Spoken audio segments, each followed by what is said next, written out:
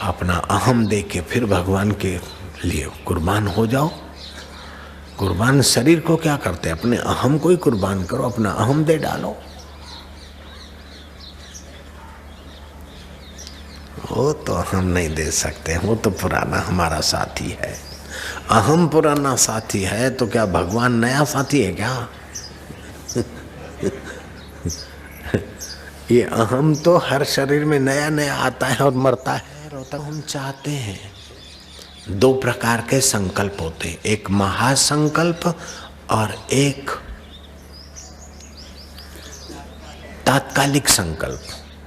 महासंकल्प ये होता है मनुष्य का कि मैं कभी दुखी न रहूं, सदा सुखी रहूं, ऐसी चीज पालूं कि फिर पतन न हो। ये मनुष्य की गहराई में महासंकल्प छुपा रहता है। इस महासंकल्प को साकार करने के लिए ही ध्यान, भजन, सत्संग, पूजन, धर्म, कर्म होता है।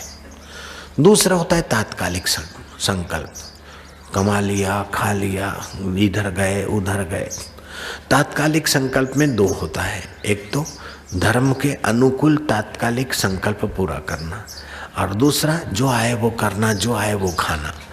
जो धर्म के अनुकूल तात्कालिक संकल्प के अनुसार जीते हैं उनके महासंकल्प पूर्ति में मदद मिलती है। जो धर्म कर्म का आश्रय नहीं लेते और मन में आया ऐसे ही सोचते और ऐसे ही करते हैं तो उनके महासंकल्प जागते ही नहीं, पूरे भी नहीं होते। तो महासंकल्प की तरफ चलने की इच्छा तो होती है, चलो चलो सबको कहे विरला पहुंचे कोई।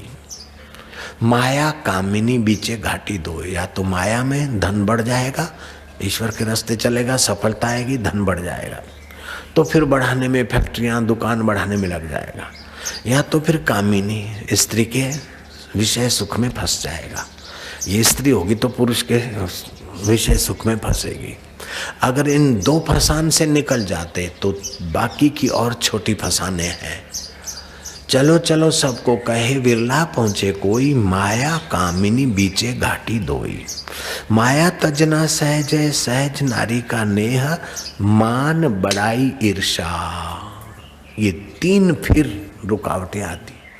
या तो ये मान बड़ाई ईर्षा, तुलसी दुर्लभ तजना एह, अगर ये छूट गया तो महासंकल्प पूरा हो जाएगा। ब्रह्मज्ञानियों का महासंकल्प था तभी तो ब्रह्म ज्ञान हुआ। भगवान का महासंकल्प है तभी तो अपने भगवान स्वभाव को जानते। ऐसे ही अपना भी महासंकल्प पूरा होगा तो फिर सब दुखों से सदा के लिए निवृत्ति और परमानंद की प्राप्ति। चाहे फिर शरीर के साथ तुम्हारा कनेक्शन कट जाता है, टेलीफोन का अभी रोहतक वालों का कनेक्शन कट जाएगा, लेकिन तुम्हारा रोहतक वालों का और परमात्मा का कनेक्शन तो मौत भी नहीं काट सकती। उस सत्य को समझने का संकल्प महासंकल्प है। उस अकाल पुरुष करना महासंकल्प है। महासंकल्प क्यों कहा? कि सब चाहते सुखी रहूं। एक साल के लिए आप सुखी रहें, बाद में दुखी रहना ये नहीं चाहते हो। जीवन भर आप सुखी रहो रोहतक वाले, बाद में आप नरकों में पड़ना। बोले बाबा जी ये क्या बोलते हैं? तो आपका महासंकल्प है सदा सुखी रहूं। तो ये महासंकल्प महान परमात्मा के ज्ञान से ही पूरा होता है। तो ये महासंकल्प पूरा करने के लिए तात्कालिक संकल्प वे ही पूरे करने के लोग जो आत्यंतिक धर्म के शास्त्र के अनुकूल है, मर्यादित है। मान और बड़ाई और ईर्ष्या के संकल्पों को कतई सपोर्ट न दो रोहतक वाले। तो ये ईर्ष्या के कारण, संसार के छोटे मोटे दुखों के कारण अंतःकरण और मति मारी जाती है। जब मति मारी जाती है तो तात्कालिक संकल्प भी हलकट होने लगते हैं। महासंकल्प पूरा होने की तो गुंजाइश ही नहीं रहती है, लेकिन तात्कालिक संकल्प नीच होने लगते। तो रोहतक वाले चाहे मोटेरा वाले नीच संकल्प कभी न उठने पाए। अगर उठ जाए तो तुम उस नीच संकल्प को नीच वृत्ति समझकर सावधान हो जाना। ओम शांति, ओम शांति, ओम आनंद, ओम माधुर्य। छत पर 5वें मंजिल पे अथवा छत पर जाते और नीचे देखते तो तुरंत भय आ जाता है। क्यों भय आ जाता है? कि मैं मर न जाऊं। और जीवन में विज्ञानी बोलते हैं 10 आदमी में 7 आदमियों के लगभग ऐसे ही संकल्प होते, मर जाऊं, आत्महत्या कर लूं। उसमें कोई कोई उस अभागे संकल्प के शिकार हो जाते।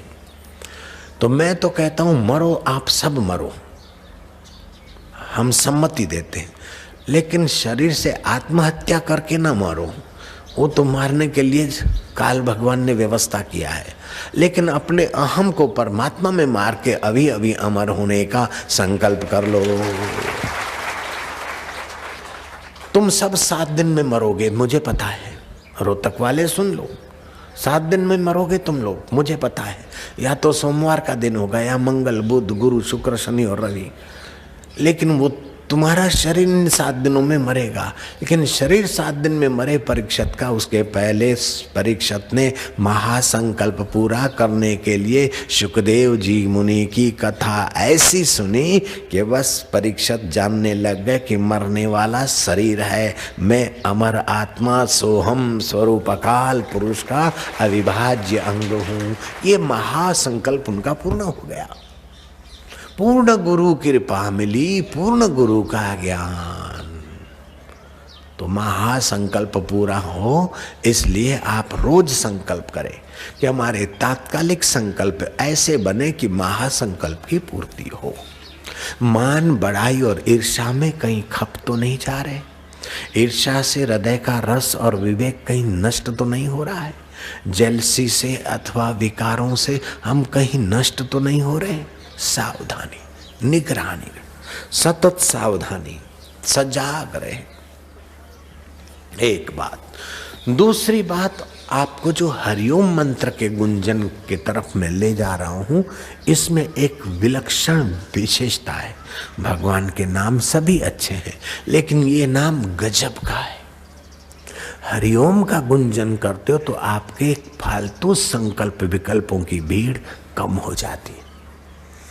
और ध्यान के समय भी आप आंखें बंद करके ही बैठ जाओगे तो तुरंत ध्यान लग जाएगा, ये मत सोचना। ध्यान के समय भी हरिओम का गुंजन करो, फिर शांत हो जाओ, फिर मन इधर उधर भागेगा, फिर गुंजन करो, तो ये व्यर्थ के संकल्प हटाएगा जाएंगे। इसलिए रोज महासंकल्प को पोषण दो कि मुझे तो इसी जन्म में परमात्मा को पाना है, इसी जन्म में ब्रह्म ज्ञान पाना है, इसी जन्म में ईश्वर का दर्शन करना है, इसी जन्म में संसारी आकर्षणों से पार होकर सुख दुख में सम रहना है। इस महासंकल्प को दोहराओ तो अवान्तर संकल्प उसी प्रकार के होंगे। आत्म साक्षात्कार महासंकल्प है तो ये अवान्तर संकल्प यही होंगे।